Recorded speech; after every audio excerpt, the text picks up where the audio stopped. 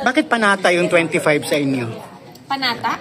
Yung pamas. Ay, hindi. Kasi, nung dalaga pa ako, I would always go to Mother Mary of Manaoag. Sa Manaoag. Palagi ako nagpupunta dyan, nagdadasal ako kahit mag-isa lang ako. And then may time na nakita ko ni Father Sunny. Alam ni Mars yan, may mga moments na susugod na lang ako ng Manaoag pag burnt out na ako, pag sagad na ako sa trabaho, pag ayoko na ng kausap, gusto ko lang magdasal. Pupunta ako ng Manaoag, either madaling araw o alas 6 ng gabi. Basta may butas yung araw ko. Anyway, to cut the long story short, nagkakilala kami ni Father Sunny.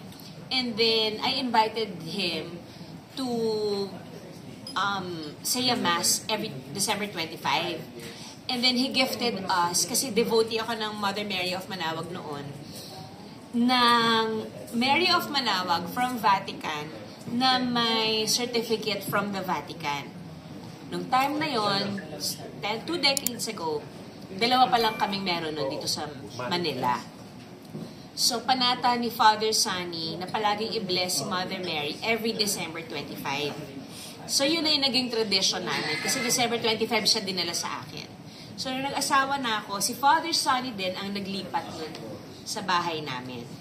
But since Father Sunny passed already, ang kumuha na ng responsibility si Father Kaluwag. So, it is very important na December 25 mabendisyonan si Mother Mary, mabendisyonan kaming lahat. It is something very important. Ito yung tradition na gusto kong ituloy ng mga anak namin. Hanggang sa mga apo, hanggang sa mga... Kasi ito yung talaga yung sinimulan ko. So walang sablayan? Wala. Kung meron man, isang beses na nag-mass kami sa bahay na hindi December 25, kasi nag-Christmas kami sa Las Vegas. Before the pandemic. 2018 ata, 2017, Christmas kami sa Vegas. So, nag-mass kami ng December 30. Pero ngayon, binalik namin ng December 25 kasi nga parang importante kasi yun eh. So far, mas kampante kasi yung pakiramdam kong pumasok sa bagong taon na bless na kayo. Tapos, ano yung tawag doon? Kapag inano yung walang confession, general absolution. Assembly yung nasa utak ko. Alam ko mali eh. Alam ko mali eh. Pero sinabi ko pa, absolution.